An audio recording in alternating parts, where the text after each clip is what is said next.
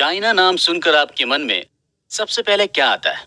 लगभग सभी लोगों के मन में चाइना नाम सुनकर उसकी पॉपुलेशन का ख्याल तो जरूर आता होगा। दरअसल चाइना विश्व का सबसे ज्यादा पॉपुलेशन वाला देश है। चाइना की आबादी लगभग 145 करोड़ के आसपास पहुंच चुकी है। वर्ल्ड पॉपुलेशन का लगभग 18.47% के बराबर सिर्फ चाइना कवर करता है।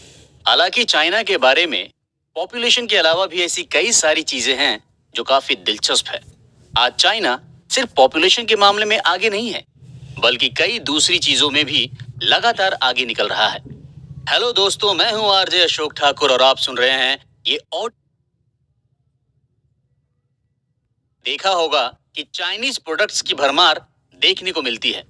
इंडियन मार्केट में चाइनीज प्रोडक्ट का दबदबा होने का कारण ये है, इंडिया चाइना का पड़ोसी देश है और साथ ही चाइनीज प्रोडक्ट्स काफी चीप रेट पर मिल जाते हैं।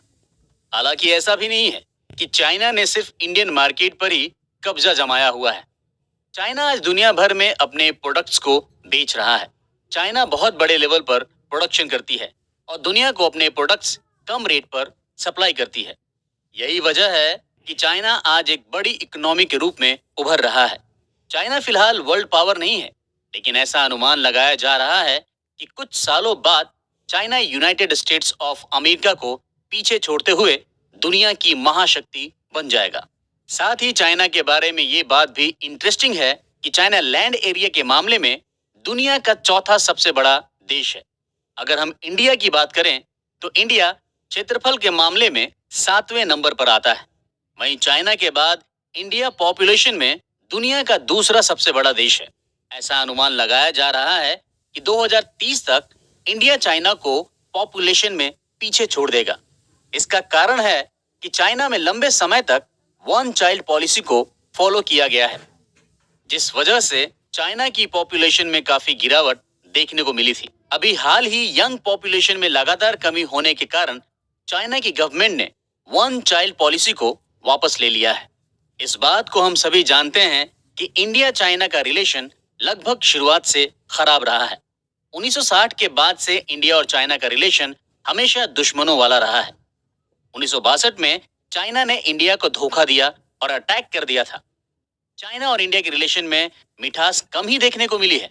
अगर इंडिया और चाइना के रिलेशन से अलग हटकर देखा जाए तो चाइना के बारे में ऐसा बहुत कुछ है जो हम सभी को जानना चाहिए। आज की इस खास स्टोरी में चाइना की लंबी जर्नी को कवर किया जाएगा। चाइना का ओरिजिन कैसे हुआ, कैसे चाइना एक देश के रूप में डेवलप हुआ, चाइना कैसे एक बड़ी इकोनॉमी बना, इस तरह के सारे सवालों के जवाब आपको इस पूरी स्टोरी में मिल जाएगी। चाइना का इतिहास वाकई इंस्पायर करने वाला है।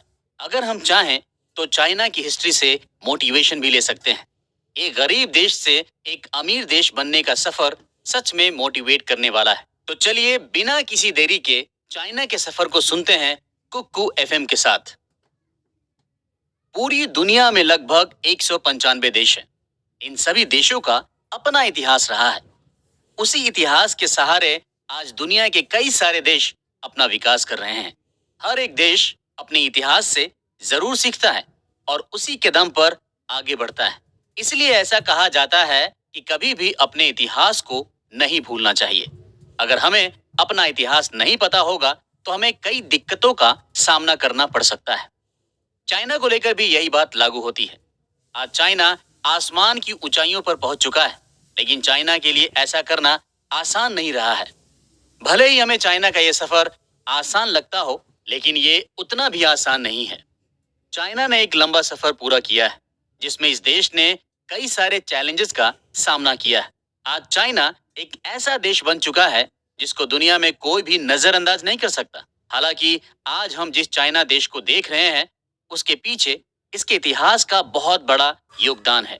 सबसे पहले तो हमें ये बात पता होनी चाहिए कि चाइना दुनिया की सबसे पुरानी सभ्यताओं में से एक है। इस फैक्ट से ही चाइना के इतिहास के बारे में कई बातें उजागर हो जाती है। ये कहना बिल्कुल गलत नहीं होगा कि चाइना का इतिहास काफी ब्राइट रहा है। ये काफी इंटरेस्टिंग बात है कि चाइना सबसे पुरानी सभ्यताओं में से एक है और साथ ही ये अभी भी अस्तित्व में बना हुआ है। ऐसा कहा जाता है कि चाइना का सिविलाइजेशन लगभग 5000 साल पुराना है। इसी से आप अंदाजा लगा सकते हैं कि चाइना का इतिहास कितना एंशिएंट है। अगर चाइना के लिखित इतिहास की बात करें तो ये करीब 4000 साल पुराना है। चाइना में इस दौरान कई तरह के और कल्चरल स्क्रिप्चर्स पाए गए हैं। जिस प्रकार से दुनिया के बाकी देशों में प्रीमिटिव सोसाइटी, स्लेव सोसाइटी और फ्यूडल सोसाइटी हुआ करते थे, उसी तरह चाइना में भी ऐसे अलग अलग तरह के समाज हुआ करते थे। यहाँ हम आपको फ्यूडल सोसाइटी का मतलब बता देना चाहते हैं। इस तरह की सोसाइटी में दो क्लास के लोग होते हैं, एक रिच पीपल और दूसरे पुअर पीपल, जो रिच पीपल के लिए काम करते हैं और जंग लड़ते हैं, जिसके बदले में उन्हें सुरक्षा और जमीन दी जाती है। चाइना की कल्चर यानी कि संस्कृति की तारीफ आज भी होती है। चाइना का हिस्टोरिकल डेवलपमेंट भी काफी दिलचस्प रहा है। चाइना की इस हिस्टोरिकल डेवलपमेंट के दौरान ही चाइना की जनता ने एक शानदार और बेहतरीन संस्कृति को गढ़ने का काम किया था। साथ ही चाइना दुनिया की उन गिनी चुनी सिविलाइजेशन में से एक है जिन्होंने एंशिएंट टाइम में अपना इंडिपेंडेंट राइटिंग मेथड डेवलप किया था। शांग राजवंश को चीन का पहला राजवंश माना जाता है। ये राजवंश पूर्वी चीन में 18 से 12वीं सदी ईसा पूर्व में पीली नदी के किनारे बस गए थे। इसके बाद 12वीं सदी ईसा पूर्व में पश्चिम से चाओ शासकों ने हमला किया और शांग राजवंश के क्षेत्रों पर अधिकार कर लिया। चाओ शासकों ने करीब 5वीं सदी ईसा पूर्व तक चीन पर राज किया था। हालांकि इसके बाद चीजें लगातार बदलती रही और कई तरह के संघर्ष उभरने लगे थे। इस समय चीन के छोटे छोटे राज्यों में भी झगड़ा बढ़ने लगा था। फिर 221 बीसी का समय आया जब किन डायनेस्टी के राजाओं ने चीन का पहली बार एकीकरण किया था। इसका मतलब है उस वक्त तक चाइना में जो भी अलग अलग राज्य और कल्चर थे, उन सबको एक साथ जोड़कर सबके ऊपर एक तरह से राज किया। इन राजाओं ने ही चीनी भाषा का मानकीकरण यानी स्टैंडर्डाइजेशन भी किया था। चाइना में इसके बाद यानी 206 बीसी से 220 एडी तक हान राजवंश ने राज किया और इन राजवंश ने चीन की संस्कृति पर अपनी असल छाप छोड़ी, जिसका इन्फ्लुएंस चाइना में आज भी दिखाई देता है। हान एम्पायर के पतन के बाद चाइना में फिर से अनसर्टेनिटी वाली स्थिति पैदा हो गई थी। चाइना में फिर एक बार लंबे समय तक इस तरह की सिचुएशन बनी रही। इसके बाद सुई राजवंश ने 580 में चीन का एकीकरण किया था, जिसके कुछ सालों बाद ही सुई राजवंश का भी पतन हो गया था। जब चीन पर थांग और सोंग राजवंश का शासन शुरू हुआ, तब चीन ने कल्चरल और साइंटिफिक रूप से काफी डेवलपमेंट किया था। वहीं 7वीं से 12वीं सदी तक चीन दुनिया का सबसे कल्चर्ड देश बन गया था। लेकिन 1271 में मंगोल सरदार कुबलाई खान ने चीन में युआन एम्पायर की स्थापना की थी। 1368 में चीन के किसानों ने मंगोलों को भगा दिया था और इसके बाद इन किसानों ने मिंग राजवंश की स्थापना की थी। ये राजवंश करीब 1664 तक चला था। अगर चीन के अंतिम रिलीजियस रूलर्स की बात करें तो वो किंग डायनेस्टी था, जिसकी स्थापना मंचू लोगों द्वारा की गई थी। इस राजवंश ने चीन पर 1911 तक राज किया था। इस समय चीन युद्ध कला में मिडिल एशियाई देशों से काफी आगे था, जिस वजह से चीन ने मिडिल एशिया के देशों पर अपना दबदबा कायम किया था। हालांकि चीन यूरोपीय शक्तियों के सामने काफी कमजोर था। चीन के कई सारे इंटरनल वॉर्स और दूसरे देशों के साथ हुए वॉर्स के बाद किंग एम्पायर काफी कमजोर हो गया था। 1911 में सून यात सेन के लीडरशिप में नेशनलिस्ट लोगों ने मोनार्की के खिलाफ विरोध करके सत्ता पर कब्जा कर लिया और टेम्पररी चाइनीज डेमोक्रेसी की स्थापना की। फिर डॉक्टर सेन इस चीनी रिपब्लिक के प्रेसिडेंट बने। हालांकि इतना सब होने के बाद भी चाइना में अशांति का माहौल बना रहा। जल्द ही जनरल चियांग काई शेक ने कम्युनिस्ट लोगों की मदद से ज्यादातर चीन पर कब्जा कर लिया और 1928 में कुमिंगटांग, जो गुमिंगडांग या चाइनीज नेशनलिस्ट पार्टी के नाम से भी जाना जाता है, इसकी स्थापना की। फिर 18 सितंबर 1931 को जापान ने चीन पर हमला करके मंचूरिया पर कब्जा कर लिया था। 1945 में जापान ने मित्र राष्ट्रों की सेना के सामने सरेंडर कर दिया था। इसी के साथ चियांग काई शेक की सेनाओं और माओ जेडोंग के लीडरशिप में कम्युनिस्ट के बीच सिविल वॉर छिड़ गया था।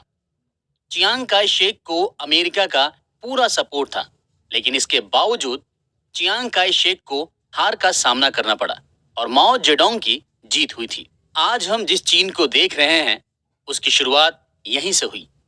यानी कि 1949 में माओ जेडोंग ने जिस शासन की स्थापना की थी वो आज भी जारी है। अभी तक हम एंशिएंट चीन की हिस्ट्री के बारे में सुन चुके हैं। हालांकि आज जो चीन हमारे सामने है उसकी कुछ खास बातें जानना भी बेहद जरूरी है। जिस चाइना की बात हम कर रहे हैं उसका पूरा नाम पीपल्स रिपब्लिक ऑफ चाइना है। हिंदी में इसे चीनी जनवादी गणराज्य कहा जाता है। पीपल्स रिपब्लिक ऑफ चाइना की स्थापना 1 अक्टूबर 1949 को हुई थी। चाइना पूर्वी एशिया में बसा हुआ एक देश है और इसकी राजधानी बीजिंग है। चाइना की बाउंड्री करीब 15 देशों को टच करती है। दुनिया की सबसे पुरानी सिविलाइजेशन वाले इस देश की जनसंख्या दुनिया में सबसे ज्यादा है। वहीं एरिया के हिसाब से भी चाइना एक विशाल देश है। ऐसा माना जाता है कि चाइना ही ऐसा पहला देश है जिसने कागज बनाने का काम शुरू किया था। यूनाइटेड स्टेट्स के बाद आज चाइना दुनिया की सबसे बड़ी इकोनॉमी है। चाइना यूनाइटेड नेशंस ऑर्गेनाइजेशन की सिक्योरिटी काउंसिल का परमानेंट मेंबर है। ये दुनिया का सबसे बड़ा एक्सपोर्टर है और दूसरा सबसे बड़ा इंपोर्टर है। साथ ही चाइना एक न्यूक्लियर पावर देश भी है। ये कहना बिल्कुल गलत नहीं होगा कि चाइना एशिया का सुपर पावर है। आज हर तरह से चाइना एक शक्तिशाली देश बनता जा रहा है। अगर देखा जाए तो चाइना ही वो देश है जो आने वाले कुछ सालों में अमेरिका को टक्कर दे सकता है। इस बात की जानकारी तो लगभग सभी को है कि चाइना एक गरीब देश हुआ करता था, लेकिन आज चाइना दूसरी सबसे बड़ी इकोनॉमिक पावर